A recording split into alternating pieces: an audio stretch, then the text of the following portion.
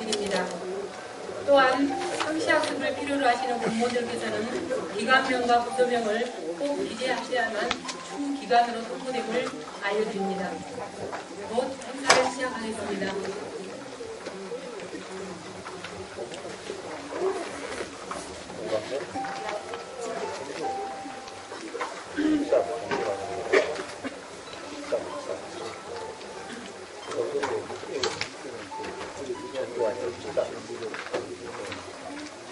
지금부터 제31회 지혜쌤 인문학 강좌를 시작하겠습니다. 저는 지혜쌤 인문학 강좌 업무를 맡고 있는 도립도서관 김혜영입니다.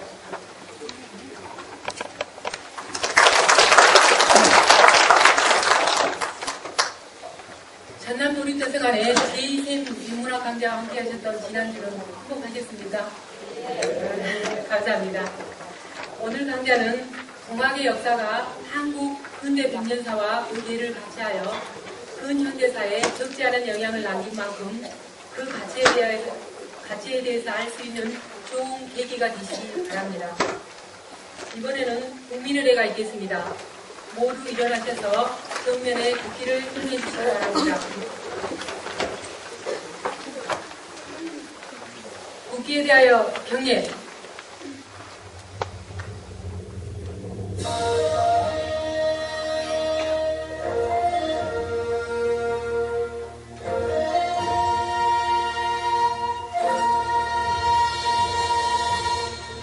나는 자랑스러운 태극기 앞에 자유롭고 정의로운 대한민국의 무궁한 영광을 위하여 충성을 다할 것을 굳게 다짐합니다.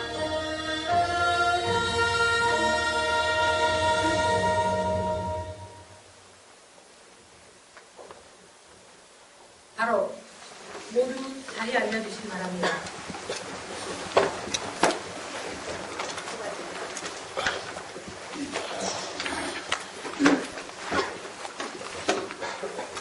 이어서 박맹수 교수님의 강의가 있겠습니다. 강의에 앞서 교수님의 양력을 간략히 소개해드리도록 하겠습니다. 교수님께서는 한국학중앙연구원 한국학대학원 박사과정을 수료하셨으며 현재 원광대학교 원불교학과 교수로 재직 중이십니다. 전라남도 동학농민혁명 참가자 명예회복심의위원회 위원, 동학농민혁명 기념관 자문위원 등을 역임하셨습니다. 저서로는 개벽의 꿈 동아시아를 깨우다, 사료로 보는 동학농민혁명, 한글 동경대전에 다수가 있습니다. 오늘 강의는 동학혁명 120주년 민초혁명을 말하다라는 주제로 해주시겠습니다. 박명수 교수님을 큰 박수로 환영해 주시기 바랍니다.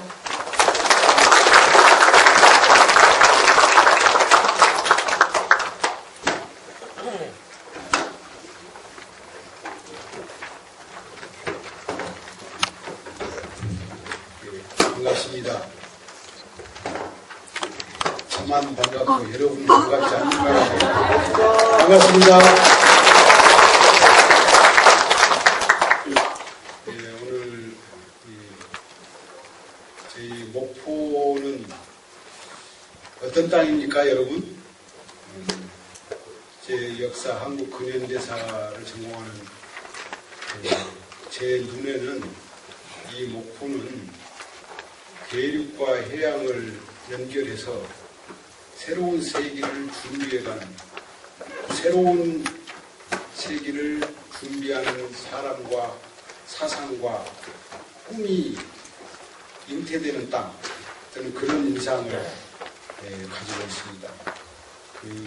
그런 목포의 유서 깊은 이 목포에서 또 저희 전라남도 모든 그 도민들의 염원이 어려서 지어진 저희 도립도서관에서 그런 뜻깊은 인문학 강좌를 마련해 주시고 저같이 부족한 사람을 불러서 그 이야기를 할 수 있도록 해주신 데 대해서 참으로 영광으로 생각을 하고, 제가 강의를 잘하고 가야 될 텐데 하는 부담이 굉장히 큽니다. 막걸리 석 잔을 마시고 시작을 하면 참 좋겠는데 그런 생각도 드네요. 저는 고향이 전라남도 벌교입니다. 벌교는 잘 아시죠? 네. 서울 가면은 맨날 친구들이 그래요. 주먹자랑 얘기를 자꾸 해요.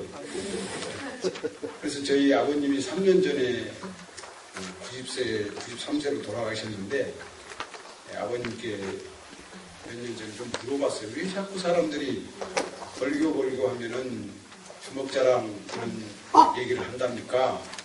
여러분 혹시 아세요? 그 유래? 제 아버님이 그러셨어요. 이제 저도 좀 더 찾아봐야 되겠는데 일제 식민지 시대 때 우리 그 당시에는 이제 조선이라고 불렀잖아요. 우리 선배들 중에 홍수환 같은 벌교 출신의 선수가 있었답니다. 그래가지고 일본인 선수하고 권투시합을 하다가 몇 번 다운을 당했는데 마지막에 불굴의 정신으로 일어나가지고 이겨서 그때부터 벌교의 주목자랑 그리고 그걸로 해서 이제 벌교에 제가 어렸을 때도 벌교에 권투 체육관이 있었어요. 그래서 이제 벌교 출신의 유명한 권투 선수들이 많아요, 사실은. 박종팔 선수 들어보셨어요? 유재두 선수, 네, 세계 챔피언 하셨던 분들이죠. 그분들이 다 그 벌교의 이제 권투 체육관 출신이라고 합니다.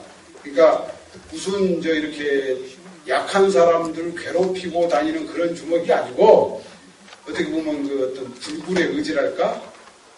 거의 다 뭐 그로키 상태가 돼서 쓰러져 가는 순간에도 버텨야 된다. 이 조선 사람의 어떤 자부심과 긍지와 프라이드 이것을 지켜야 된다. 그런 정신으로 마지막에 일본 선수를 물리쳤던 그 정신. 그게 이상하게 이제 벌교 주먹자랑으로 이렇게. 그러니까 이제 벌교가 다시 보입니까? 이제 그 벌교에서 태어나가지고 저희 아버님이 이제 저를 판검사를 시키려고 서울로 유학을 보냈는데 판검사는 되기는커녕 중간에 원불교를 만나가지고 이제 원불교 교무가 됐죠. 제가 오늘 일부러 교무복을 입고 왔습니다. 제가 지금 공식적인 그 원불교 교무 자격을 갖고 있어요. 그 이름 본명은 윤철이고요. 인근의 교당에 가셔가지고 박윤철 교무 모르는 교무님은 간첩입니다. 하여튼 이제 이렇게 교무가 됐습니다. 그래서 이제 교무의 자격을 가지고 옹암대학에서 학생들을 가르치고 있는데 제가 이제 담당하고 있는 과목은 한국 사상사, 한국 근대사, 또 원불교사 이런 과목들을 가르치고 있습니다. 제 고향 얘기를 하면서 왜 교무를 하려고 했던 사람이 그냥 원불교 가르침이나 잘 배워가지고 가르치면 됐을 텐데 역사를 바꿨을까? 원불교 학과 나오면 역사 교수 될 자격이 없거든요. 중간에 제가 이제 전공을 바꿨습니다. 그 바꾼 이야기부터 이제 좀 실마리를 풀어가겠습니다. 1979년 2월에 저는 이제 군복무를 마치기 위해서 ROTC 장교로 2월 말에 광주 보병학교 상무대에서 훈련을 받습니다. 무지무지하게 열심히 훈련을 받아가지고 보병학교 학교장으로부터 모범장교 초청도 받고 뭐 그럴 정도 아주 조국의 간성으로서 아주 열심히. 그래서 이제 79년 6월 말에 4개월간의 훈련을 마치고 부대 배치를 받은 것이 이제 37사단입니다. 충청부터 정평에 있는. 처음에는 이제 소대장으로 아주 그 말단 부대의 소대장으로 다시 배치가 됐어요. 37사단을 가가지고. 그래서 제 첫 부임지가 어디였냐면 송리산 밑에 있는 37사단 111년대 제3대대 일중대 소대장이었습니다. 그때 중대장님이 전남대 ROTC 출신 선배님인데 4년 선배셨어요. 그분은 군대에서 굉장히 출세를 하셔가지고 마지막에 원스타 준장으로 이병택 준장님이라는 그런 분으로 이제 그 장군까지 되신 분인데 그분이 이제 제가 소대장 갔을 때 저희 중대장이셨어요. 근데 이제 바로 소대장으로 간지 한 달도 안 돼가지고 사단 사령부의 이제 연락장교라고 하는 직책으로 다시 자리가 바뀌었어요. 이 연락장교는 사단장님이 취급하는 군사 기물을 똑같이 취급하는 자격을 갖는, 그래서 위에서 내려온 사항을 밑으로 전달하고 밑에서 올라오는 내용을 위로 전달하고, 군대에서 그 명령과 지시 내용은 기밀 사항이 많으니까 숫자로 표시를 합니다. 가 그러면 134, 나 그러면 567, 그걸 이제 음어라고 그러죠. 음어. 또는 난수표 그러잖아요. 그러면 제가 그 당시만 해도 이제 그렇게 숫자로 해서 이렇게 그 전문이 내려오면 그걸 바로 한글로 풀어서 사단님한테 보고하고, 또 이제 사단의 굉장히 중요한 사항을 다시 이 음어로 만들어서 군단, 육군본부 보고하고 그런, 이제 그렇게 하면서 80년 5월 광주를 맞이했습니다. 군대에서 이제 80년 5월에 저는 매일 새벽 6시에 사단장님이 출근하시면 그 전날 저녁부터 그 다음날 새벽까지 일어나는 중요한 일들을, 중요한 사항을 요약해서 이제 브리핑이라고 하죠. 이 앞에 커다란 대한민국 전도, 북한까지 나오는 전도 앞에서 2m 되는 지시봉을 두고 광주 무슨 담양 쪽의 교도소 앞에서 무슨 일이 있었습니다. 또 아시아 자동차 공장 앞에서 무슨 일이 있었습니다. 화순 경찰서가 습격당했습니다. 등등. 그 다음에 시민군이 장갑차를 뺏어가지고 지금 호남고속도로로 진출했습니다. 저쪽에 목포 가는 쪽에는 그 계엄군이 그때 지휘체계가 둘로 쪼개져 있었잖아요. 정호용 부대, 그러니까 공수부대하고 강도사단, 서로 이렇게 5인 사격을 해갖고 서로 대의 누구가 죽고 이런 그런 일들을 이제 80년 5월에 군대 안에서 했습니다. 지금도 제 머릿속에는 80년 5월 17일 날, 5월 18일 날, 5월 19일 날, 24일 날, 27일 날 광주에서 무슨 일이 있었는지가 지금도 아마 세세생생 잊을 수 없을 정도로 제 머릿속에는 각인되어 있습니다. 그런데 잘 아시다시피 그 광주의 그 비극은, 가장 큰 문제는 자기 나라 군대가 민주화를 요구한다고 하는 그 단 하나의 이유로 자기 나라의 군대 시민을 학살한 사건이죠. 그러니까 여러분들의 부모님, 조부모님이 낸 세금으로 양성한 그 군대가 민주화를 요구하는 여러분들의 선배, 부모님, 형제들을 잔혹하게 이제 학살한 사건이죠. 그때 저는 가해자 쪽에 서 있었습니다. 온불교학과를 나와가지고 뭔가 이게 문제가 있다 그런 생각은 속으로는 했지만 거기에 대한 문제 제기나 무슨 저항이나 양심선언이나 아무것도 할 수 없이 그 당시에 오공정권을 수립하는데 혁혁한 공을 세우고 세상에 이제 사회로 복귀를 했죠. 81년 6월에 이제 제가 제대를 하고 나왔습니다. 제가 군대 안에서 한 일들은 90년대 중반에 MBC의 이제는 말할 수 있다는 그런 여러 가지 프로그램에 단골 증언으로 여러 번 익명의 장교 이름으로 나왔습니다. 12.7 범란에 관한 증언, 삼청교육대에 관한 그런 증언 등등으로 그때 어떻게 일기를 써놨더라고요. 어찌됐든 그런 이제 쓰라린 군대 생활을 마치고 81년 6월에 제대를 하고 온불교 이제 교무로서, 그러니까 성직자의 첫 발을 이제 익산에 있는 온불교 총구에서 시작했는데 마음속은 불덩어리잖아요. 어떻게 할 수가 없는 거예요. 이게 어떻게 처음에 온불교 학과를 제가 들어갔을 때는 제 얼굴만 보면 모든 사람이 행복해지고 그런 마음씨 착한 교무가 되고 싶었던 꿈이었는데 그 꿈은 산산조각이 나고 군대 갔다 온 저 가슴 속은 뜨거운 불덩어리였습니다. 이 체제를 뒤집어 엎어버려야 된다. 그런 생각들. 그런데 아무 일도 할 수 없는 그렇게 이제 범민의 세월을 지내는 사이에 원광대학교 후배, 전북대학교 후배들이 저한테 와가지고 형, 그러지 말고 우리 세상을 뒤엎는 준비를 합시다. 야학 운동을 합시다. 들불야학 잘 아시죠? 그래서 이제 익산에 삼동야학이라는 걸 만들어서 82년 봄부터 어떤 우리 사회를 변혁하기 위한 어떤 그런 저희들 나름대로 참 어떻게 보면 그 뭐라 그럴까요? 소박하고 그런 거지만 하여튼 그 야학운동을 시작을 해서 제가 한 5년간 이제 학교장을 책임을 맡았습니다. 학교장 책임을 맡으니까 이제 와서 중학교도 저희는 이제 고등학교 과정이 있는데 중학교를 중퇴했거나 고등학교를 못 간 가난한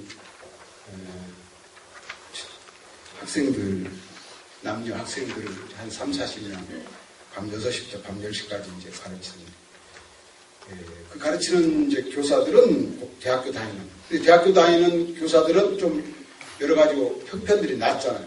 괜찮잖아요. 그나마. 그러니까 이 가난해서 고등학교도 못 가는 학생들하고의 눈높이가 안 맞는 거죠. 여러 가지 갈등.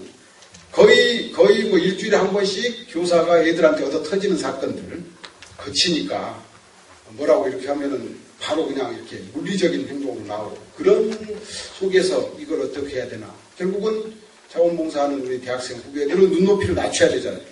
그 어렵고 힘든 걔네들이 그렇게밖에 표현할 수 없는 그런 것들을 이해할 수 있는 마음이 나와야 되니까 소위 이제 의식화 프로그램을 만들어서 6개월씩 수련을 시키고 이제 그런 과정에 제가 여러 다양한 책들을 읽기 시작을 했습니다.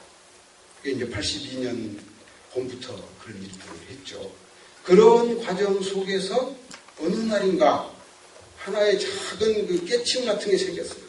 광주의 비극이 전두환이라는 그런 한 개인의 아주 악인 때문에 일어난 사건이 아니고 그런 사람이 나올 수밖에 없는 우리 역사에 문제가 있다.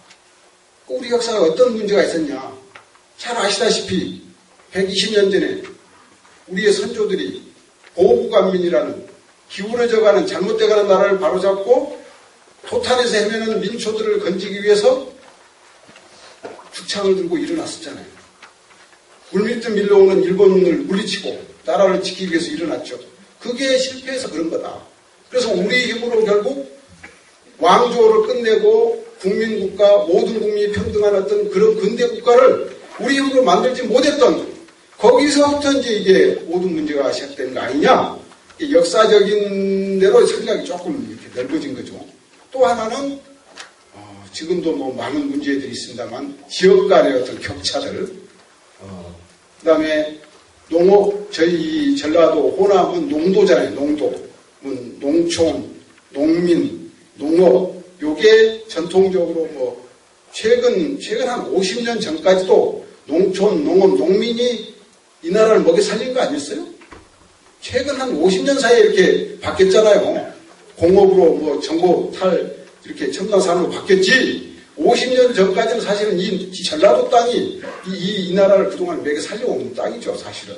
제일 중요한 건데, 그러한 뭐랄까, 소중한 농업, 농촌들을 버리고, 내지는 거기서부터 이제 공업화 정책이 추진되잖아요. 60년대 후반부터. 경제개발 5개년계 뭐 이렇게 해가지고. 그런 데서 이제 여러 가지 사회 구조의 문제가 오늘날까지도 해결되지 않잖아요. 지금도 사실 제일 곤란 겪지 않습니까? 농민들이. 이게 뭐냐면 이제 사회 구조적인 문제라는 게 그런 게. 이런 역사적인 문제와 사회 구조적인 문제가 얽히고 얽혀가지고 광주의 비극이라는 게 일어났구나. 그 생각이 들고 나서 제가 딱 저를 돌아보니까 우리 역사에 대해서 이제 너무너무 무지한 거예요. 제가 저를 옛날에 대학생 때를 돌아보면 제가 다니던 길이 딱 정해져 있었어요. 저희 원불교 학과는 24시간 수행을 해야 되니까 기숙사에서 24시간 살거든요. 그럼 기숙사, 그 다음에 강의 있으면 강의실 갔다가 좀 뭐 니것도 써야 되고 책 봐야 되고 도서관. 제가 4년 동안 강의실, 도서관, 기숙사 이거밖에 몰랐어요. 그 75년에 7호학번이니까 75년에 제가 대학을 들어가서 저는 그 당시 제 수준이 어떤 수준이냐면 텔레비전에 대통령 나오시면 저는 대통령 말씀이 다 진리요, 법이요, 길이요, 생명인 줄 알았어요. 대학교 다닐 때. 그럴 정도로 어떻게 보면 무지했다고 그럴까. 하여튼 그랬죠. 그런데 이제 그게 아니라는 걸 제가 알게 된 거죠. 내가 너무너무 우리 사회에 우리 역사에 대해서 무지했구나, 관심이 없었구나, 이런 생각이 들어서 그럼 내가 어떻게 해야 되냐. 이걸 이제 해결하려고 그 야합운동도 시작하고 그랬는데, 그래서 그때 이제 결단을 내렸죠. 우리 역사를 좀 제대로 알자. 그래서 이제 돈도 없고 그래가지고 한국정신문화연구원 대학원이라는 데, 한국학대학원이라는 데 갔어요. 거기는 이제 국가에서 다 장학금을 대주는 대학원이에요. 그래 이제 교수님, 지도 교수님을 정했는데, 이 지도 교수님이 또 지금 생각하면 대단한 분이셨어요. 정창렬 교수님이라는 분이신데 작년 1월 20일에 돌아가셨습니다. 이분은 평생을 민중운동을 연구하신 분인데, 평생을 민중운동을 연구하셨는데 평생토록 단 한 권의 책도 안 남기고 돌아가셨어요. 77세 급성 폐렴으로. 그래서 이제 올해 2월 달에 저희 제자들이 그분의 저작을 모아서 3권으로 정창렬 저작집이라는 책을 냈는데, 이분이 저의 이제 석사, 박사 지도 교수님인데, 이분의 그 학문적 문제의식이 뭐였냐면은, 우리 민초들이 많이 못 배우고, 논리적으로 말은 못하고, 그러지만 생각이 없는 건 아니죠? 아닙니까? 못 배운 사람이라고 해서 양심이 없고 생각이 없습니까? 아니잖아요. 좋은 건 좋은 거라고 보고 느낄 수 있는 게 다 있어요. 그 민초들이 뭔가 더 나은 세상을 향해서 자기들 나름대로 노력도 하고 시도도 하고 뭔가 꿈을 꾼 게 있다. 그것을 그분은 이런 표현을 하시더라고요. 민초들 마음속에 숨어 있었던 미발현의 계기, 실현하려고 했지만, 이 세상에다 건설하려고는 했지만, 끝내 많이 배우지도 못했고, 많이 가지지도 못했고, 많은 경험이 부족해가지고, 끝내는 실현하지 못했던, 그러나 꿈을 꿨던 그거, 미발현의 계기, 그것을 잡아내서 그것을 드러내고 그것을 실현의 길이 될 수 있도록, 그게 학문의 자세고 그게 학자의 자세다. 네가 그런 5.18의 경험을, 아픔을 갖고 있다면 실패한 역사에서 배워라. 동학을 한번 해봐라. 이렇게 해가지고 이제 83년부터 제가 동학에 미치기 시작을 했어요. 그러니까 무슨 처음부터 제가 무슨 이렇게 잘 무엇이 정리되어 있어 그런 게 아니라, 그런 광주의 아픔, 야운동을 하면서 그 다음에 지도 교수님을 만나면서 점점점 이제 제 생각이 조금씩 이제 달라졌어요. 근데 이제 그 83년에 딱 동학 공부를 시작해서 보니까 사람들이, 지금도 여러분들도 아마 대체로 동학 그러면 어떻게 생각해요? 저항과 투쟁 사상. 천만의 말씀이죠. 나중에 가서 천만의 말씀을 증명할게요. 근데 보통은 투쟁 사상, 투쟁 아이콘. 그 다음에 동학 그러면, 원래 동학은 사실은 전라도 게 아니요. 경상도에서 만들어졌잖아요. 경주에서. 그런데 동학은 전라도, 그 다음에 고구 땅, 그 다음에 전봉주. 1894년 동학농민혁명 때 조선 인구가 정확하게 기록이 하나가 나오더라고요. 1052만이라는 기록이 나와요. 당시에 일본에서 특파된 특파원 히쿠치 겐조라는 놈이 왕실에서 나오는 모든 정보를 종합해갖고 남긴 기록입니다. 네? 히쿠치 겐조는 이제 나중에 좀 이따도 설명드릴게요. 그 놈이 쓴 기록에 보면 가보년의 조선 인구가 1052만 명 정도다라는 기록이 나와요. 근데 제가 84년부터 전국을 돌아다니고, 일본을 돌아다니고, 중국을 돌아다니고, 아직 안 가본 데가 있어요. 북한만 못 가봤습니다. 하여튼 북한 빼고 다 돌아다녀서 32년간을 돌아다니 보니까 그 가보년 조선 인구의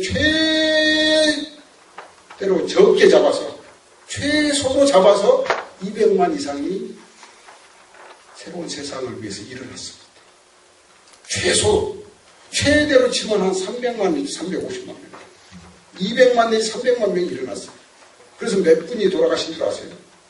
오지영이라는 분의 동학 그 지도자 출신, 적주 출신 오지영의 동학사에 30만 명이 돌아가셨다고 해요. 30만 명이 희생당했어요. 어떤 기록에는 50만까지도 나와요. 30만 기록은 상해 임시정부의 대통령을 나중에 했던 백암 박은식 선생님의 한국 독립운동지 혈사회라는 기록에도 또 나와요. 자, 가보년 조선 인구의 4분의 1 내지 3분의 1이 일어나가지고 30만 명 이상이 희생이 된 이 역사적 사건이 어떻게 83년 그 무렵에 우리들한테 인식되어 있으냐, 이해되어 있었냐? 저항과 투쟁, 전봉준, 고구, 전라도 이렇게 되어 있어요. 아, 그렇구나. 그래서 이제 그때부터 이런 식으로 연구해서는 안 되겠다는 생각이 들기 시작했어요. 그래서 제가 세 가지 방법으로 이제 공부를 시작했습니다. 하나는 현장을 간다. 동학과 관련된 현장은 다 간다. 그래서 제 지금 별명, 저를 아는 그 대학원 동료들, 선배들, 교수님들이 제가 최근에 이렇게 나타나면 저기서 또, 야, 어이, 오늘 또 걷는다면 박명수 빨리 와. 이렇게. 계속 걸으니까. 안 가본 데가 없습니다. 답사 다니다가 11월 말쯤 산속에서 한 700고지 산에서 길 잃어가지고 죽을 뻔도 하고, 하루에 버스가 아침에 한번 들어가고 저녁에 나오는 그런데, 그러니까 들어갔다가 그 버스 놓치면 갈 데도 없잖아요. 그런 데서 그냥 하여튼 발에 뭐 고무 탄내가 날도록 그렇게 한 10시간씩 막 걸으면서 그런 답사도 하고. 그래서 이제 83년부터 동학과 관련된 현장을 모두가 간다. 그 다음에 이제 실패한 역사로니까 그 실패로만 끝난 게 아니라 그 뒤로 계속 탄압을 받았잖아요. 그러니까 이 후손들이 기록을 다 불태워버리거나 묻어버리거나 어디다가 숨겨버렸어요. 그러니까 그 기록 찾기도 어려운 거예요. 전국을 돌아다니면서 찾아내야 되잖아요. 그래서 그 원자료를 찾는 걸 두 번째 목표로 하고.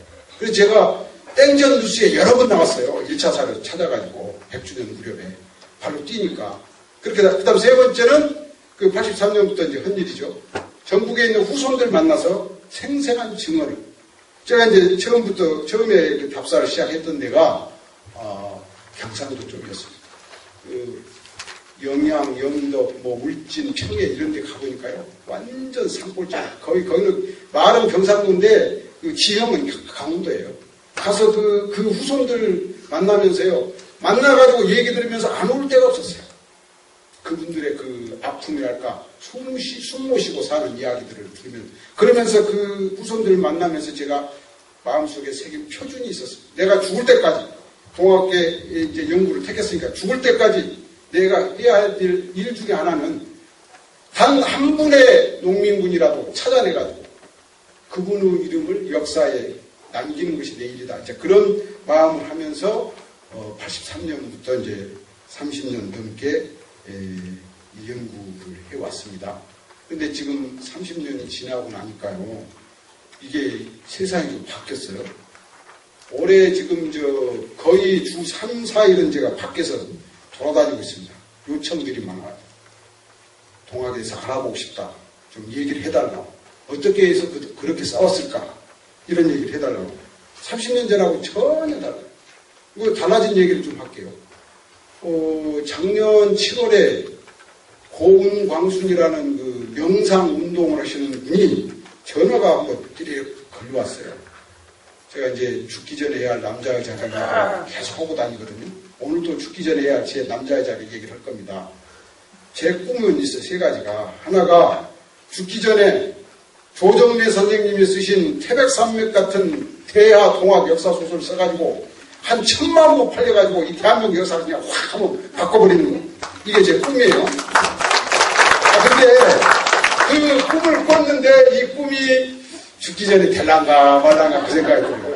2년 전에 제가 이제 괴산에 가가지고 괴산에 그 유기농 운동하는 그런 분들 모임에 가서 이런 얘기를 하면서 이제 한 2시간 정도 강의를 했는데 그걸 동영상을 찍어가지고 1부, 2부, 3부를 해가지고 유튜브에다 올려버렸어요. 그래서 이 고운광순 선생님이 그 제 말미한 얘기를 듣고 작년 7월에 전화가 온 거예요. 박 교수님이 뭔 소설 이런 꿈을 꾸고 계신다면서요. 예, 꿈을 꾸고 있는데 제가 꿈은 꾸지만 이게 될란가 말란가. 그러면 당신이 무슨 우리가 써주겠다. 그게 또 무슨 소리냐. 당신이 그런 여성 운동하는 분들을 모아가지고 소설을 같이 집단 창작을 하겠다. 그래가지고 지금 얘기가 돼가지고 내일은 지금 옥천에서 15분이 워크숍을 합니다. 전국의 동학혁명이 치열하게 전개됐던 땅 하나씩을 선택을 하고 거기에 주인공을 설정해서 10월 말에 이제 소설이 나와요. 우리 전라남도는 3군데가 지금 장흥, 순천, 광양, 그 다음에 해남, 강진, 진도 이렇게 세 군데가 돼 있는데 이렇게 달라졌더라고요. 30년 전에. 그런데 우리 한국에서만 이게 달라진 게 아니고요. 세계에서 동학을 주목하기 시작했어요. 여러분 혹시 이스트 터닝이라는 말 들어보셨어요? 세계의 지성들이 세계의 뭔가 이 인류가 당면한 문제를 푸는 지혜를 구하려고 발버둥 치는 그런 뜻있는 분들이 이스트 터닝을 다 했대요. 동쪽으로 방향을 틀었대요. 이거 제 얘기가 아니에요. 세계 모든 사람들의 얘기예요. 이스트 터닝. 이제 좀 더 재밌는 표현을 보면 동풍이 불고 있습니다. 동풍이. 그 동풍의 진원지가 지금 미국이고 동풍의 진원지가 지금 유럽이고 그래요. 이런 데서 지금 한국을 주목하기 시작을 했습니다. 아니 실감이 안 나신 모양인데 김치가 지금 저희 게 아니요 이제 세계인의 음식이 됐잖아요.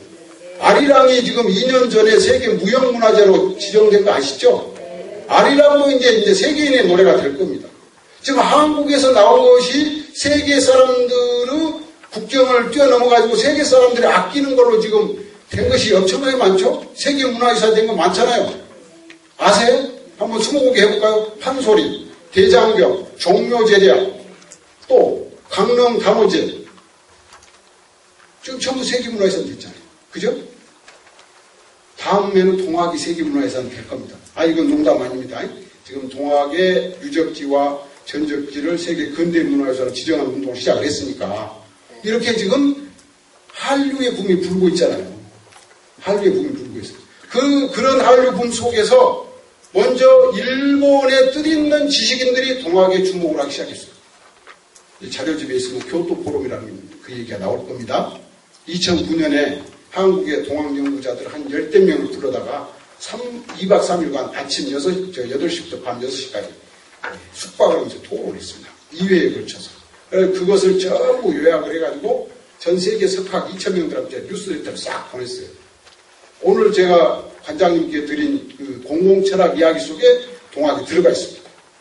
세계가 주목하기 시작했어요. 저희 도립도서관에 책을 기증하신 일본의 양심이라고 불리는 나카츠카 아키라 교수님은 2002년부터 한국에 가서 배우자. 한국에 가서 우리가 무엇을 어떻게 잘못했는지를 참회 반성을 하자. 그리고 한국 사람들이 지금 무슨 꿈을 꾸고 있는지, 그 동학의 후손들이 지금 뭘 생각하고 있는지 가서 한번 보자. 그러니까 2002년부터 매년 적게는 15명, 많으면 30명씩 데리고 한국의 동학 전적지를 다 둘러고 옵니다. 올 10월에도 옵니다. 여기 도립도서관에서 한 몇 차례 다녀가셨어요. 일본에서 그런 붐이 부는 일본에서만 붐이 부는 게 아니라 이 자료집에는 제가 딱 보니까 빠뜨렸더라고요. 한국말도 아주 유창하게 잘하는 세계적인 종교학자가 있어요. 돈 베이커라는 분이. 돈 베이커라는 분은 한국인의 영성이라는 책을 썼어요. 영어로. 그게 우리나라에 번역도 돼 있어요. 한국인의 영성. 거기에서 동학적 영성이야말로 가장 세계 사람들이 공감할 수 있는 영성이다. 이렇게 극찬을 하고 있습니다. 세계 사람들이 지금 동학을 주목하고 있어요. 그런데 이제 더 결정적인 것은요. 제가 정말 엄청난 반성과 또 뜨거운 어떤 그런 눈물을 흘렸던 기억이 있습니다. 97년부터 제가 4년간 일본 유학을 갔는데요. 97년에 뭐가 있었죠? 97년에 IMF? 아니요. 그보다 더 중요한 거. 한류와 관계되고 우리 한국인이 얼마나 위대한 나라인가를 알 수 있는 역사적 사건이 97년에 일어나죠. 아니야. 분단된 나라가 일본보다도 민주주의가 늦게 들어왔고 중국보다도 민주주의가 늦게 들어온 분단된 우리나라가 아시아 최초로 어떻게? 평화적, 선거에 의한 평화적 정권개혁을 하죠. 아니, 여러분들은 고장에 김자, 대자, 중자 아저씨가 대통령이 되잖아요. 97년에. 그때 투표하셨어요? 안 하신 분들 이따가 손 들고 반성하세요. 왜냐하면 그 97년 대선 때 제가 일본에서 유학하고 있었어요. 근데 한 달이나 20일 전쯤에 NHK라는 일본의 공영방송에서 특집으로 3일간인가를 얘기하면서 이번에도 또 진다 이런 식으로 예측 보도를 하더라고요. 제가 얼마나 성질이 났겠습니까. 그래 너네 지나봐라. 우리 앉아. 그래가지고 75만 원 된 왕복 비행기 티켓을 끊어갖고 제 이 한 표를 던지기 위해서 달려왔다는 거 아니에요. 박수 안 치세요? 그래가지고 그 홋카이도라는 데서 2시간 반 걸리거든요. 이제 그 당시에는 인천공항이 없어가지고 그 김포공항에서 내려서 지금처럼 셔틀버스도 없어요. 그러니까 여러 번 타가지고 익산에 오니까 5시인가 딱 1시간 남았더라고요. 그 한 표를 딱 던지고 11시쯤에서 승부가 갈리기 시작했죠. 예?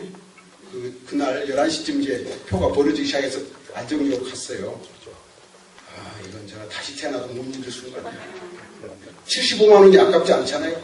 제가 그 돌아가는 비행기 편에서 봐라 이 나쁜 놈들아. 그런 마음으로 그렇게 해서 이제 그 다음에 바로 98년 10월에 김대중 대통령께서도 국빈으로 일본 방문합니다. 그래서 국회에서 일본은 하원 상원 있잖아요.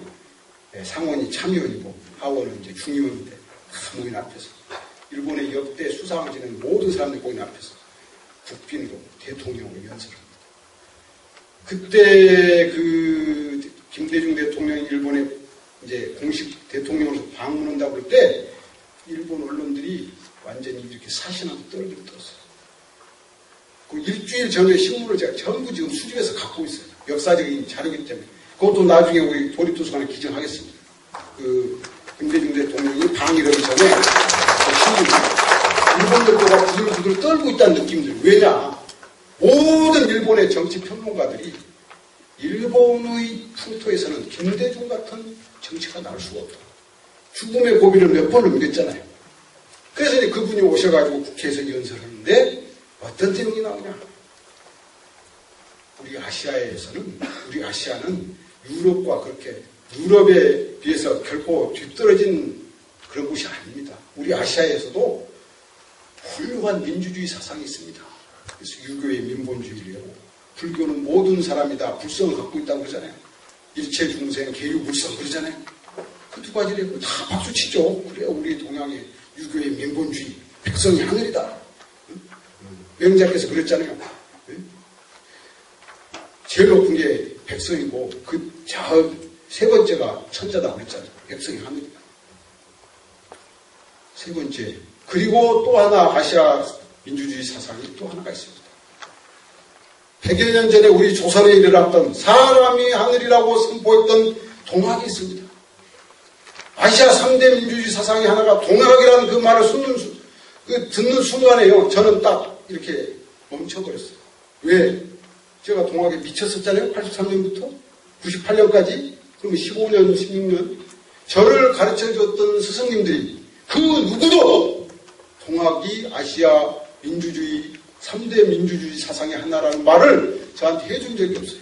정창열 선생님도 민초들이 꿈꿨던 미발현의 계기라는 말을 했지만 아시아 3대 민주주의 사상이라는 말을 한 적이 없어요. 들은 적이 없어요. 그런데 그분이 학자도 아니고 무슨 교수님도 아닌데 일본 그 국회에서 동학이야말로 아시아 3대 민주주의 하나라는 그 말을 하시는데 막 이 소름이 끼치면서 딱 이렇게 딱 멈춰지는 그런 느낌.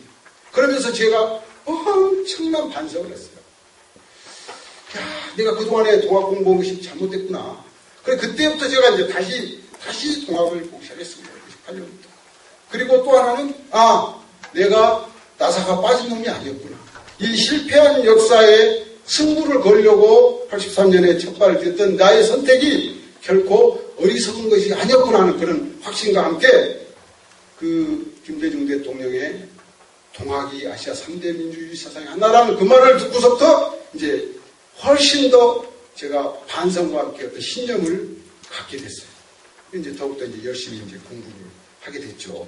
그래서 이제 그 반성을 해보니까 저만 동학에 대해서 잘못한 게 아니라 그 당시까지 나온 우리 한국의 모든 교과서, 매스컴에서 말하는 내용들, 신문에서 나오는 기사들이 다 동학에 대해서 틀린 얘기를 계속 하고 있는 거예요. 이제 틀린 얘기를 오늘 한 5가지 얘기를 할게요. 요거 그대로 갖다가 시험 보면 다 틀릴 거예요. 아니, 지금 교과서에 안 나오는 얘기니까. 그런데 대학 가서 그 얘기하면 A+ 맞을 거라고. 난 그 얘기야. 그러니까 수능에는 안 나와. 자, 첫째.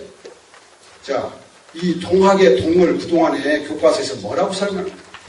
서구 문명이 물밀듯이 들어오고, 서학이 막 물밀듯이 들어오고, 서양 세력 제국주가 물밀듯이 들어오시니까 그것에 위기의식을 느껴가지고 그것에 대항하기 위해서 동학을 만들었다. 그러니까 서에 대한 동으로 우리는 보통 알잖아요. 그리고 그렇게 얘기를 하기 쉽잖아요. 그런데 수훈 선생의 가르침을 제가 깊이 들어가 보니까 그 당시에도 그런 시비가 있었던, 왜 해필이면 동학이라는 동자를 쓰셨습니까? 뭐 그런 질문을 제자들이 했던 모양이에요. 그리고 그러면 서학하고는 도대체 뭔 관계가 있습니까? 심리입니까? 병입니까? 말이 떨어져 있습니까? 이런 얘기를 하셨던 모양이에요. 주변 사람들이. 그러니까 이렇게 얘기를 합니다. 서학과 동학은, 이건 제 얘기가 아니고 수훈 최재호 선생님 얘기, 서학과 동학은 우는 하나다. 운이 하나다는 얘기는 상대방을 인정해요, 안 하는 거예요? 인정하죠. 운이 하나다. 그 다음에 도는 같다. 도라는 것은 모든 사람들이 다 갈 수 있는 길이잖아요. 도는 죄가 많은 사람도 다 할 수 있는 거예요. 그죠? 그럼 다 수용하는 거니까. 열려있는 길이니까. 도는, 길도자 도는, 그래서 그 도를 보고 우리는 뭐라고 그래요? 보편성, 보편적, 이런 말 쓰잖아요. 그런 보편적인 진리로서 동학과 서학은 똑같다. 인정하는 거야, 안 하는 거예요? 100% 인정하려고, 100%. 그런데 세 번째, 이즉 비다. 이치는 다르다. 이치는 뭐냐면, 우리 모두가 여기에 지금 사람으로서 천부 인권을 다 갖고 있는 존재잖아요. 그런데 내가 내 나름대로 실천한 내 나름대로 방식의 인권은 다 무지개 색깔이에요. 똑같은 하나도 없어요. 나는 내가 처해진 어떤 구체적 현실 조건에 맞게 실천해야 돼. 도는 하나지만 그 도를 실천하는 어떤 방법론이라든지 이거는 다를 수밖에 없어요. 내 수준에 맞게. 그러면 이 동학 수훈 선생이 서학에 대해서 운즉 하나요, 도즉 동이요, 이즉 비하라고 한 거는 뭘 얘기냐. 보편적인 거에 대해서는 활짝 열려 있으면서도 나는 나대로의 주체성을 확실히 세우는 거 맞잖아요. 21세기의 가치 아니에요, 이게 우리가. 제가 이제 이 귀신이 들리면 목소리가 바뀌기 시작합니다. 귀신이 찾아왔어요. 아니, 동경대전을 제가 한글 동경대전을 그래서 번역한 거예요. 한번 원문 그대로 들어가보자 봤더니 서학을 100% 인정하고 있더라고. 인정하지만 나는 동에서 태어나고 동에서 도를 받아서 동에서 이 도를 실천할 수밖에 없기 때문에 나는 동학을 할 수밖에 없다. 예. 열려있으면서 나의 주체성이 확실한 거잖아요. 요게 21세기 우리가 추구할 어떤 인간상 아니에요? 동학이 그랬어요. 열려있었어요. 그러니까 서에 대한 세립적 이데올로기가 아니에요, 이게. 아, 그렇구나. 그 다음에 두 번째, 조금 전에 제가 말씀드렸죠. 가보년 인구가 1052만 명, 200만, 300만 명이 일어나가지고 30만 명이 죽었습니다. 고부봉기가 음력으로 1월 10일이에요. 고부부터 시작을 하면 그 다음에 마지막 최후 전투가 전라남도에서는 진도에서 이제 수백 명이 일본군 지대에 의해서 살육을 당합니다. 저쪽 북쪽에서는 강원도 홍천 또 음성 이런 데서, 그 다음에 또 충청도 중간에 대둔산에서, 그러면 마지막에 농민군이 처참하게 희생당하는 때가 95년 음력으로 2월 초까지, 양력으로 3월 달까지 한 1년 2개월을 싸웁니다. 그러면 이 동학 농민군들은 원래 어떤 사람들이었냐? 농사짓는 사람들이었어요. 무기를 다룰 줄도 몰라. 군사훈련을 받은 적이 없어요. 그런데 도대체 이런 세상이 엉터리라는 거죠. 살 수가 없는 거죠. 생명과 자기 생명과 생업과 생활을 유지할 수가 없는 거예요. 나라가 엉망이니까. 그래서 그걸 좀 살려보려고 일어난 거잖아요. 전문적 군사훈련을 받은 바도 없고 전문적으로 무기 다루는 연습을 해본 적도 없는 그들이 200만, 300만 명이 1년 이상을 버티고 싸울 수 있었던 그 원동력은 어디서 나왔을까요? 그 사람들은 어디서 먹고 어디서 자고 어디서 쌌을까요? 그 식량이 그냥 나왔을까요? 제가 동학에 미쳐가지고 그 동학군을 토벌한 일본군 대대장 후손이 살아있을지도 모른다. 그게 이제 98년의 일입니다. 그래서 이제 저를 돕는 일본 지도 교수님한테 이제 그분이 굉장히 양심적이니까 선생님께서는 아무 느낌이 없을지 모르지만 이렇게 처절하게 당한 이 조선 학자로서는, 조선의 학자로서는 동학농민군을 죽인 그놈, 교수님한테 그놈이라고는 안 했어요. 미나미 고시로라는 그 대대장 추적하는 일은 저희 조선 사람 입장에서는 한을 푸는 일입니다. 어떻게든 도와주십시오. 그래서 그분이 이제 도와주셔가지고 18년 동안 추적을 해서 손자를 찾아냈어요. 미나미 고시로라는 손자를. 그래서 그분 증언을 들으니까 가보년의 세상의 마상에 미나미 고시로가 나주까지, 서울 있었던 나주까지 내려오면서 수집을 했던 동학문서의 원본을 그대로 소장하고 있는 회자까지도 갖고 있다는 것을 알았어요. 그래서 이제 그것을 불태워버리면 안 되잖아요. 이제 증거가 없어졌잖아요. 제가 우리나라 사람이 끼면 또 그런 불상사가 일어날 수가 있으니까 저는 이제 배우로 숨고 뒤로 숨고 저를 돕는 교수님한테 어떻게든지 이게 없어지지 않도록, 불태워지지 않도록 이것을 공식적으로 문서관에 기재하도록 하십시오. 그래가지고 2011년에 그게 야마구치현 문서관에 기증이 됐어요. 거기에 35관의 이제 동학문서가 있어가지고 그것을 2012년에 정읍에 있는 기념관에서 원본을 빌려다가 전시를 했어요. 나중에 이제 강의 들으시고 우리 학생들 특히 동학에다 한번 승부를 걸어보겠다는 학생들 있으면 연락하면 내가 다 자료 보내줄게요. 거기에 이제 그 문서 속에 어떤 문서가 있었냐면은 동학농민군들을 뒤에서 좋은 전현직관리 죄상을 죄목을 쓴 문서가 1m 20 혹은 35cm 길게 1m 20짜리 그 문서를 찾아냈어요. 그 중에 아주 더 가장 하여튼 뭐랄까 엄청난 죄를 지은 그 이제 조선 왕조 입장에서 보면 농민군을 도운 사람이 익산 옆에 여산이라는 데가 있어요. 여산은 옛날에는 지금으로 말하면 거의 직할시 같은 그런 부사가 있는 곳이었어요. 여산 부사. 여산 부사 유재관이라는 사람이 동학군을 엄청나게 뒤에서 도왔더라고요. 그래서 그 1m 20짜리에 한 10명 정도의 죄상인소에 유재관도 들어있고 워낙 이 유재관의 죄상이 크니까 따로 유재관에 관한 죄목만 따로 또 문서가 하나 또 있었어요. 거기에 이제 유재관의 죄가 어떻게 기록이 되어 있냐. 여산부에서 군량미를 600석을 걷어가지고 300석을 농민군자 군량으로 제공으로 집신 3,000켤레를 삼아가지고 그 당시 집신 신었으니까 제공을 해주고 2차 봉기를 해서 공주로 올라가려고 할 때 여산부를 지나가니까 그 동학농민군 지도부를 전부 초청에다가 소를 7마리를 잡아서 대접을 했다. 그게 나와요. 그래서 그 미나미 고시라가 이 여산부사 유재관은 이거는 조선왕조 관리라고 볼 수가 없다. 그걸 막아야 되고 토벌해야 되고 진압해야 되고 때려 부셔야 되는데 그거커녕 소를 7마리 잡아서 걸게 대접하고 군량미 300석을 대주고 집시 4개월 했으니까 이거 엄벌이 쳐야 된다 그런 내용입니다. 제가 그 문서를 찾아내고 나서요 그 자리에서요 한 30분을 울었어요. 왜 우는지 아세요? 가보년에 우리 민초들이 외롭지 않았구나. 네, 외롭지 않았구나. 그때도 뜻있는 관리들이 지금도 있어요. 지금도 뜻있는 공무원들 많이 계십니다.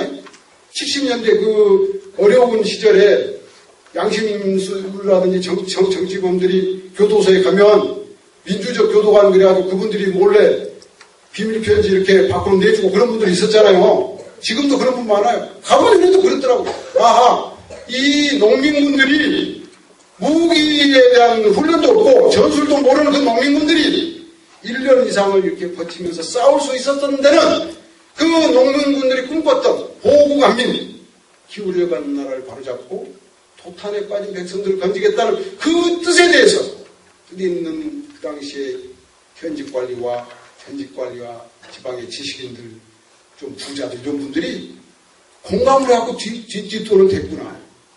그러니까 이게 동학혁명이 실패해서 망정이지요. 성공했더라면 지금 그분들 이렇게 명예 회복하고 보상은이라고 정신없을 거예요. 실패하니까 다 나중에 이제 살아남기 위해서 흔적을 없애버렸죠. 그런데 그 가보년 당시에 원문서에도 그렇게 나오더라고요. 아하, 그랬구나. 그러니까 이 농민군들이 그렇게 싸울 수 있던, 지금처럼 유식한 사람들이 아니었단 말이에요. 시골에서 그냥 농사 짓던 사람들이에요. 그들이 1년 이상을 버틸 수 있었던 그런 힘들이 있었다. 뭔가 그 당시 민초들의 마음을, 사람들의 마음을 사로잡는 게 있었어요. 그 사로잡는 게 뭐였는가를 원문서를 가지고 이제 살펴봤어요. 그 원문서가 어디가 있냐면은 지금 일본 외무성 하나에 외교사료관이라는 데가 있습니다. 동경에 있어요, 동경에.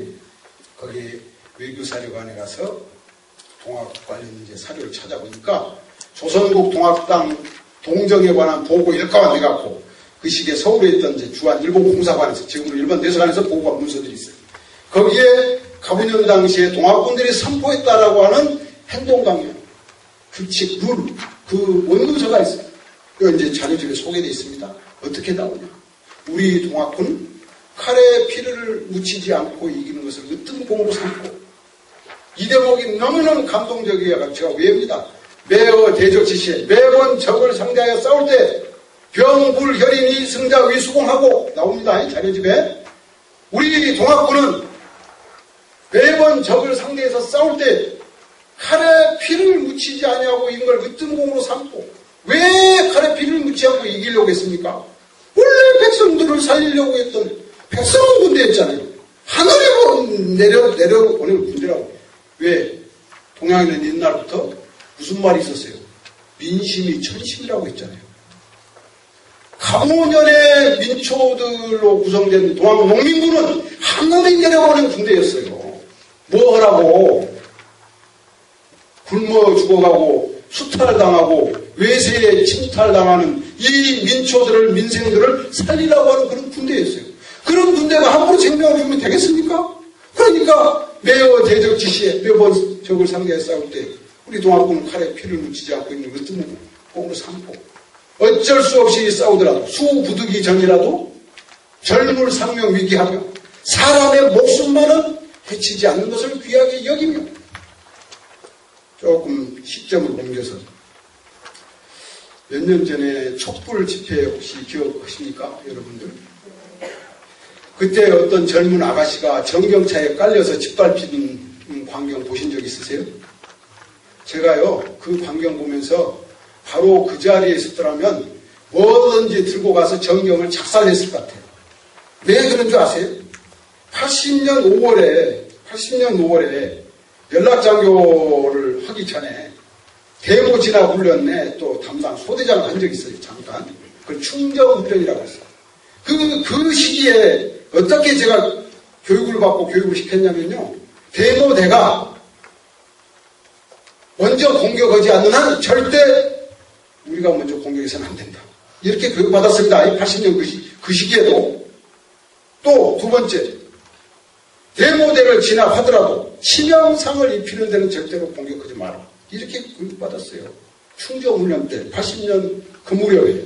근데 4, 5년 전에 그 촛불 집회 때 비무장한, 그것도 여성을 정경들 몇 명이 가서 짓밟는 걸 보고, 저것들을 우리가 대한민국 정경이라고 저것들한테 세금을 주고 저런 것들을 해야 되는 거, 이런 생각이 막 들어가지고, 원래 우리 조선의 전통은 저항하지 않는 사람, 민초들 함부로 죽이지 않았어요.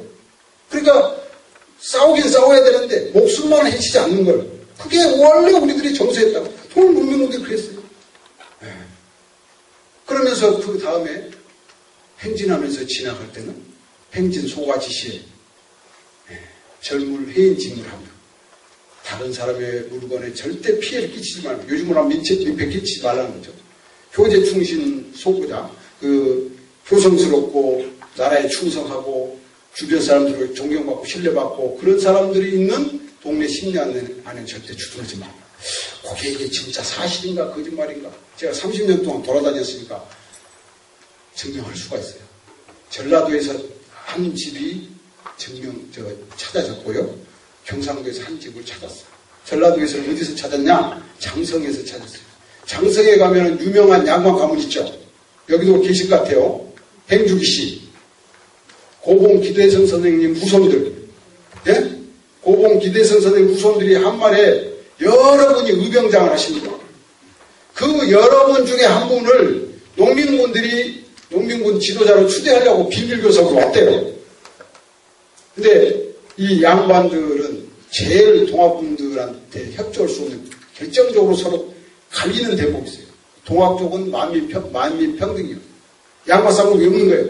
그런데 조선왕조 유생들은 뭐예요? 양반 쌍놈 그 신분제도를 인정을 하는 속에서 양반인 거예요. 근데 그렇게 그런 양반을 농민군 지도자로 올리니까 나는 협력할 수 없다라고 거절했대요. 이 이야기를 그 행주기 씨로 집안으로 장가간 지금 현재 전라북도의 그 윤리교육과 교수로 있는 김기현 교수님한테 제가 직접 들었습니다. 가보전에 같이 동아리를 만들어서 공부하면서 기사면 의병장을 그렇게 추진을 하려고 했대요. 근데 거절한 거예요. 서로 가치관이 좀 다르니까.